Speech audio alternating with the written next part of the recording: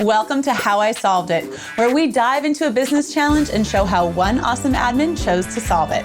Awesome Admin.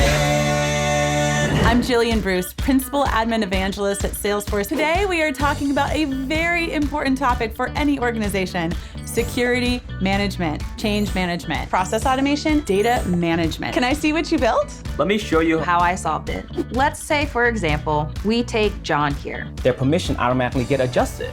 to say which action should we be looking for. We're going to get the application record approver ID.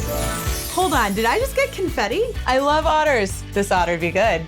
Oh boy, here come the puns. Thank you for showing me your flow, Mr. Flownatic. I bet every company has a spreadsheet of shame that they wish they didn't have.